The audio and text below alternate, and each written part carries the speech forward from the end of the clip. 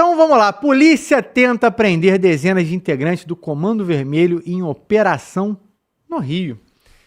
E aqui eu separei para a gente poder trabalhar, partindo dessa notícia, várias outras aqui, todas na sequência, que vão mostrar um pouco de como a coisa está escalando e ficando pior do que já está. E se você achava que não podia ficar pior, surpreenda-se, porque pode. Então vamos lá, polícia tenta prender dezenas de integrantes do Comando Vermelho, operação no Rio. De acordo com as investigações, facção passou a explorar o roubo de veículos como importante fonte de financiamento do crime. O modelo ampliou capacidade operacional e fortaleceu estrutura criminosa. Vocês lembram quando começaram aí, né? Quem é do Rio lembra, né? É o papo de roubo de carga, de veículos e tudo mais. Isso agora está ainda mais estruturado do que já estava antes, mas deixa eu ler aqui, daqui a pouco a gente desenvolve aqui entre a gente. A Polícia Civil do Rio de Janeiro faz na manhã desta quarta-feira uma operação para prender preventivamente 98 integrantes do Comando Vermelho com atuação no complexo do Falé Fogueteiro, na região central do Rio. A ação terminou com 10 pessoas presas. Se só tivesse dito 10 pessoas presas, porra, eu tava muito bom, né? 10 cabeças do Comando Vermelho preso, provavelmente seriam soltos logo. Mas pelo menos 10 pessoas presas. Agora, a operação era para prender 98. Mas também não quero já começar a fazer um julgamento de valor dos policiais, não, porque a gente sabe que não foi fácil, né? A gente sabe que não é só chegar lá e prender. Tem guerra, tem gente morrendo, tem policial, né, se complicando nesse negócio. Mas vamos lá. De acordo com as investigações, a facção passou a explorar de forma estruturada o roubo de veículos como importante fonte de financiamento do crime. O modelo ampliou a capacidade operacional e fortaleceu a estrutura... Ué, o negócio mexeu sozinho aqui. Ih, mano, Walter, bugou aqui. Tá, deixa eu aproveitar aqui com o... Deixa eu ver se volta aqui, mano, Walter. Pô, voltou, mas... Agora para eu achar onde eu tava, vamos lá. Tá. Deixa eu ver aqui. Domínio social, porra, que a matéria é grande. Ah, perfeito, vamos lá. Voltamos aqui para a questão. Ó, porra, desculpa, gente. Ó, os veículos furtados. Tá, perfeito. De acordo com as investigações, a facção passou a explorar de forma estruturada. Perfeito, já lemos aqui. Os veículos furtados e roubados abasteciam desmanches clandestinos. O comércio ilegal de peças eram utilizados em outras ações ilegais, o que alimentava um ciclo de financiamento do Comando Vermelho. Ou seja, rouba o carro, vai para desmanche, já tem todo um processo, já sabe o que fazer com essas peças e por aí vai, tá? A denúncia oferecida pelo Ministério Público descreve uma associação para o tráfico com rígida divisão de funções, hierarquia definida, controle territorial e atuação coordenada entre os integrantes. Além disso, a Polícia Civil destacou que o tráfico montou um esquema de empresa. Alguns veículos de concessionária, por exemplo, chegavam a ser negociados diretamente pela devolução. A nova fase da Operação Contenção busca cumprir os mandados de prisão contra integrantes da organização criminosa. O principal alvo é o traficante conhecido como Paulinho do Fogueteiro. Então, assim, gente, não é de hoje, né, que isso está acontecendo, mas agora a coisa está ganhando um contorno muito maior, tá? Agora a gente está tendo uma questão empresarial, as pessoas estão entendendo, e não só isso, formando criminosos em faculdades, em questões preparatórias para estar nesse ambiente. Eles estão entendendo que o PCC cresceu dessa maneira e o Comando Vermelho também pode fazer o mesmo. A coisa está virando verdadeiramente empresarial. É que o PCC já está no nível de negociar diretamente com empresas que, em teoria, são legítimas, e aí cooptar essas empresas, em criar empresas do zero que têm um trabalho legítimo para poder fazer o trabalho que não é legítimo. Aqui, o Comando Vermelho está começando a entender como funciona a lógica empresarial para fazer isso aqui funcionar. Mas já vemos em estrutura como, por exemplo, postos de gasolina e algumas outras coisas que o sistema do CV está começando a chegar aí, tá? Então vamos lá, mano, Walter, voltando aqui. Os trabalhos apontam que a estratégia faz parte de um modelo de domínio social estruturado. A Polícia Civil diz que o Comando Vermelho não se limita ao controle armado das comunidades onde atua. A facção busca expandir a influência sobre o entorno por meio da exploração coordenada de diferentes mercados do crime.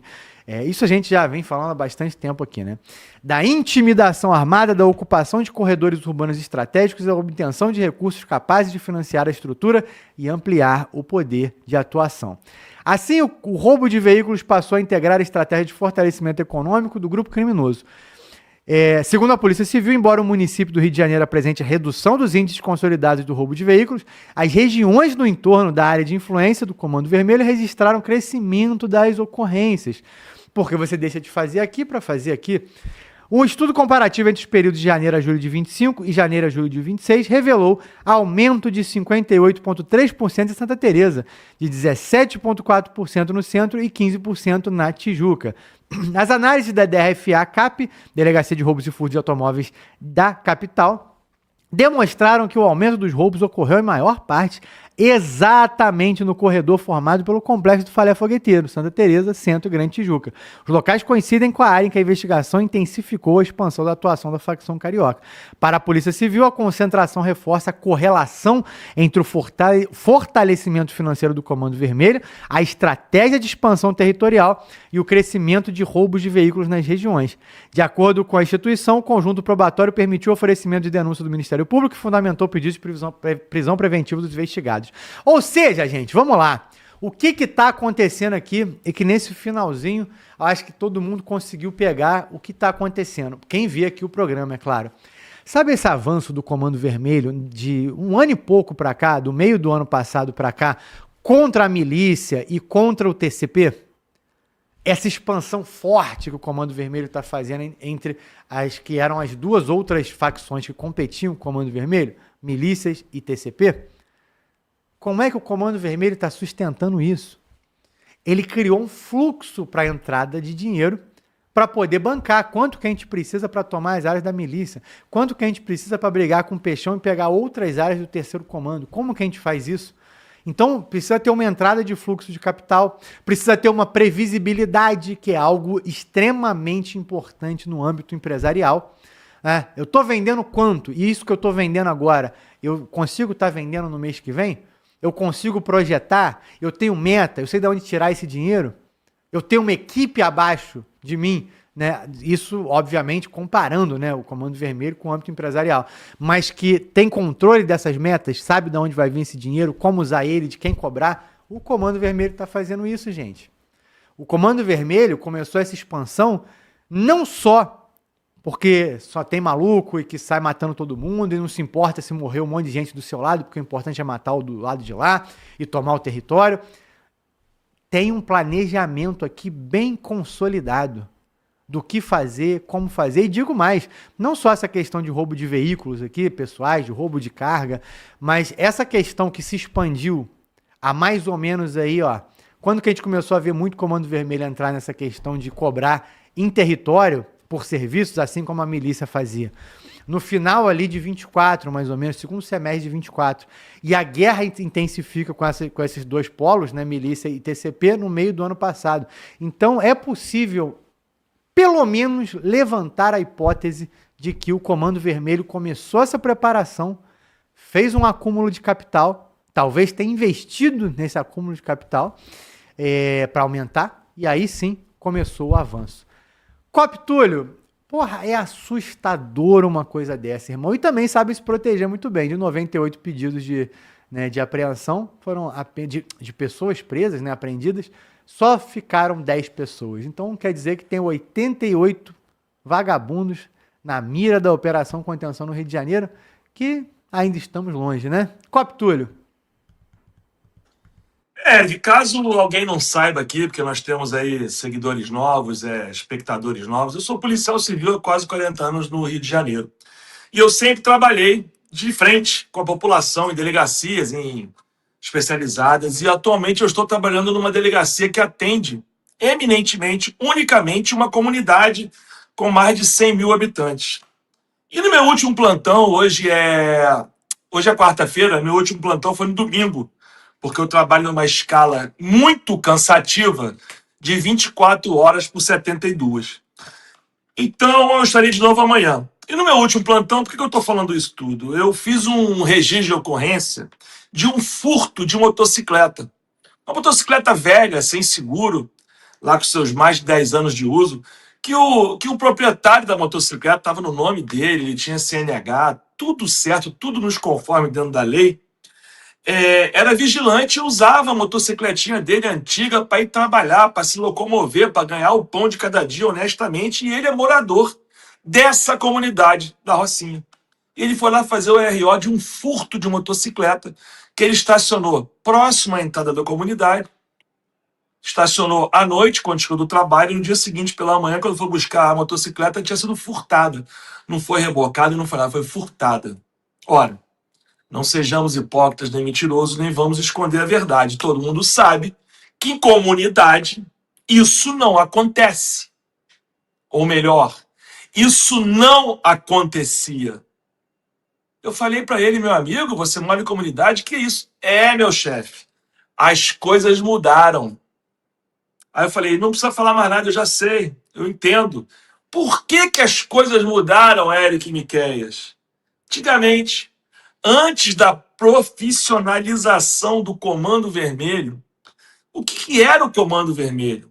Eram bandos, quadrilhas das comunidades, de pessoas, geralmente, que foram nascidas e criadas na comunidade, que conheciam todo mundo, que eram conhecidas por todo mundo, que eram protegidas, admiradas e que, em contrapartida, traziam benefícios, pagavam um funeral, pagavam o remédio de uma senhora idosa, pagavam uma ambulância, pagavam material escolar. Isso sim, acontecia essa assistência nas comunidades onde os terroristas, os narcoterroristas atuavam. Eric, isso acabou.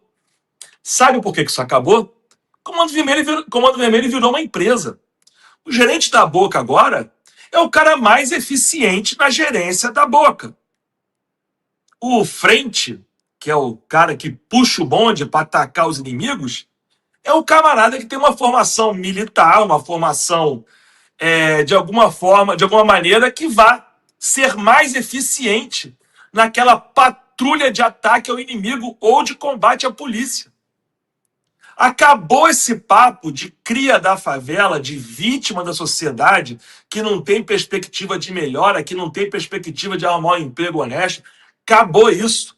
A população das comunidades mal conhece os integrantes das quadrilhas terroristas que dominam a área. Isso é uma prova cabal da profissionalização do Comando Vermelho. Invariavelmente, acontece até muitos casos, a gente brinca, é raro, mas acontece sempre, de pessoas fora do estado do Rio de Janeiro comandando o tráfico dentro das favelas. O camarada lá de Manaus, lá do Acre, o camarada lá do Nordeste, da Bahia, da Paraíba, seja lá onde for, que veio para o Rio de Janeiro atender ao chamado do Comando Central, do Comando Vermelho, e ocupar uma vaga de emprego, porque ele é o mais eficiente dentro da organização criminosa Comando Vermelho para exercer aquela função. Foi isso que aconteceu, é isso que está acontecendo nas nossas barbas. Muito disso impulsionado pela DPF 635, que o Partido Socialista Brasileiro, através da figura do deputado federal Alessandro Molon, propôs lá para o STF e foi integralmente aceito pelo STF. Isso desde 2019, já são 7 anos, está fortalecendo, se profissionalizando, está criando, está virando uma metástase no Rio de Janeiro. Está virando, não, virou uma metástase. Aí você vê notícias como essa, de que o Eric acabou de nos repercutir aí. Operação da Polícia Civil no Morro Falé, fogueteiro, tentando prender 98, porque realmente é muito complicado prender alguém em comunidade, até porque hoje em dia os policiais estão com as mãos atadas. Não existe mais aquela figura do mandado de busca coletivo, onde você podia entrar em qualquer domicílio nas comunidades. Agora, hoje em dia, é tudo muito específico, tudo muito cuidadoso, tornando o trabalho policial praticamente impossível. Mas, mesmo assim, como muitos dizem por aí, a polícia está enxugando gelo, Minha gente, se o gelo não estivesse sendo enxugado pelas polícias, o balde a caixa d'água, o reservatório, o piscinão já tinha transbordado. E nós estaríamos vendo uma situação pior ainda do que já acontece no Rio de Janeiro.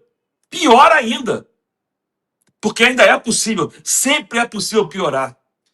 Então eu aplaudo meus colegas aí da Polícia Civil que ainda têm essa disposição, essa vontade, porque, minha gente, não é fácil, o salário é fraco, não há um plano de saúde. Se o policial não precisa ser tiroteio, não vamos ser também, né? Rambonístico, não. Se o policial, eu tenho um caso de colega que aconteceu isso. O policial foi pular de um telhado para o outro, caiu, se estabacou, quebrou a perna, se ferrou todo. Não tem um plano de saúde para a Polícia Civil. Sabiam disso? Apesar de ter no estado do Rio de Janeiro hospital para a Polícia Militar e hospital para os bombeiros, a Polícia Civil está completamente abandonada. Tem uma clínicazinha lá que quebra um galho, mas um galho muito fraco. Todo respeito aos colegas que lá trabalham, fazem um trabalho excelente, mas não tem recurso físico, financeiro, não tem nada. Os policiais civis, mesmo largados à própria sorte, estão aí combatendo o crime, fazendo a sua parte, enxugando o seu gelo. É importante enxugar o gelo. Se o gelo não for enxugado, amanhã ou depois nós veremos aí patrulhas de 100, 150 bandidos circulando pela zona sul do Rio de Janeiro, pela Avenida Atlântica, pela Via Araçoto, pela Epitácio Pessoa, que já acontece nos subúrbios. Mas quando começar a acontecer, aonde os desembargadores, os juízes, os delegados, os promotores, os defensores, os empresários moram, aí eu acho que eles vão se coçar. Porque por enquanto não. Por enquanto tá tudo maravilhoso.